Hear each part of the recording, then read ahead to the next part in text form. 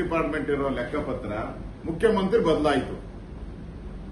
Finance ಅಲ್ಲಿ ಇರೋ ಲೆಕ್ಕಪತ್ರ ಬದಲಾಗುತ್ತಾ?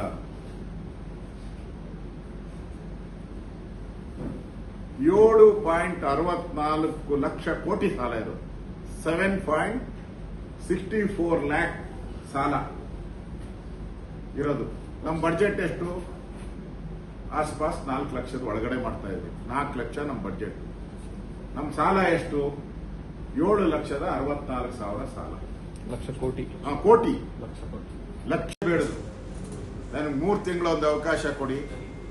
ಈ ವರದಿಯನ್ನ ಸಂಪೂರ್ಣ ಮಾಡಿ ಈ ವರದಿನ ತಗೊಂಡ್ಬಿಡ್ತೀನಿ. ಇನ್ನೂ ಅನ್ಫಿನಿಶ್ ಇದೆ, ಫೈನಲ್ ಟಚ್ ಅಪ್ ಮಾಡಬೇಕು. 3 ತಿಂಗಳ ಟೈಮ್ ಕೊಡಿ ಅಂದ್ರೆ 3 ದಿನಾನೂ ಟೈಮ್ ಕೊಡಲ್ಲ ಅಂತ ಹೇಳಿದ್ರು. ಇದು ಪಕ್ಕಾ ನ್ಯೂಸ್. 3 ದಿನಾನೂ ಟೈಮ್ ಕೊಡದ 2 ದಿನದಲ್ಲಿ ಗೇಟ್ ಪಾಸ್ ಕೊಟ್ಟಂತದ್ದು ಈ ಕಾಂಗ್ರೆಸ್ಸಿನ ಸಂಸ್ಕೃತಿಯನ್ನ ಸ್ಪಷ್ಟವಾಗಿ ತೋರಿಸ್ತಾ ಇದೆ.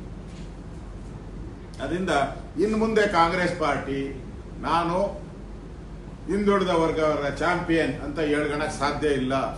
ಮುಗಿದೋಯ್ತು. ವೀರೇಂದ್ರ ಪಾಟೀಲ್ನ ಅವಮಾನ ಮಾಡಿ ಯಾವ ರೀತಿ ಲಿಂಗಾಯತರು ನಿಮ್ಮಿಂದ ದೂರ ಆದ್ರು, ಈಗ ಅದೇ ಸ್ಥಿತಿ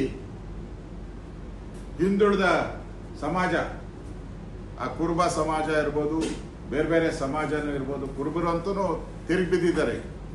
ಕುರುಬ ಸಮಾಜ ಅಂತೂ ತಿರುಗಿ ಬಿದ್ದಿದ್ದಾರೆ.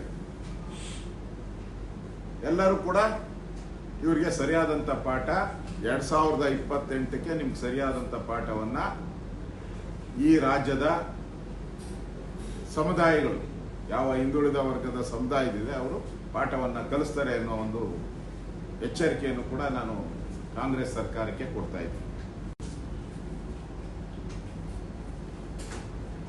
ಮುಖ್ಯಮಂತ್ರಿ ಆಗಿದ್ದಂತ ಸಿದ್ದರಾಮಯ್ಯನವರು, ಅವರು ನಾನು ಅಹಿಂದ ಮುಖ್ಯಮಂತ್ರಿ, ಅಹಿಂದ ನಾಯಕ,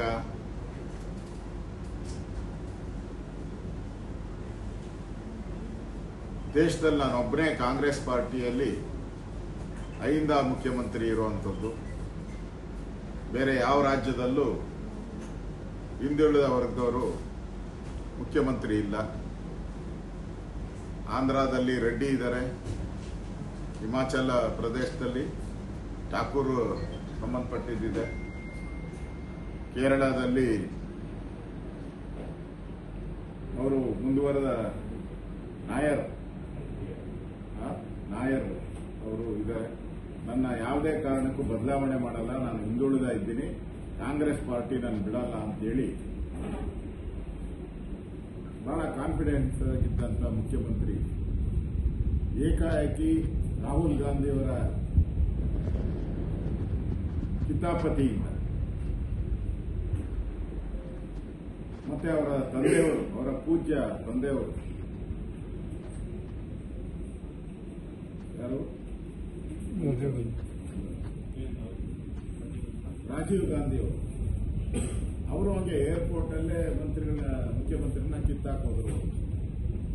ವೀರೇಂದ್ರ ಪಾಟೀಲ್ನ ಕಿತ್ತಾಕಿದ್ದು ನಾವು ನೋಡಿದ್ದೀರಿ. ಹಿಂದೆ ಅವರ ಅಜ್ಜಿ ದೇವರಾಜ್ ಅರಸ್ ಅವ್ರನ್ನ,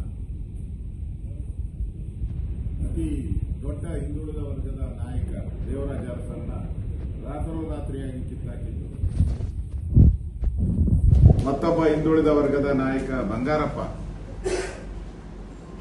ಅವರನ್ನ ಕಿತ್ತಾಕಿರುವಂಥದ್ದು. ಇದು ಕಾಂಗ್ರೆಸ್ಸಿನ ಕಿತ್ತಾಕುವಂತ ಸಂಸ್ಕೃತಿ. ಯಾರ ಮನೆ ಆದ್ರೂ ಹಾಳ ಮಾಡಬೇಕು ಅಂತಂದ್ರೆ ಹಳೆ ಲಾರಿ ಕೊಡಿಸ್ಬಿಡಿ ಅಂತ ಹಿಂದೆ ಗಾದೆ, ನಮ್ಮಲ್ಲಿ ಗಾದೆ ಇದ್ದಿದ್ದು, ಗಾದೆ ಮಾತಾಡ್ತಾ ಇದ್ದೀನಿ.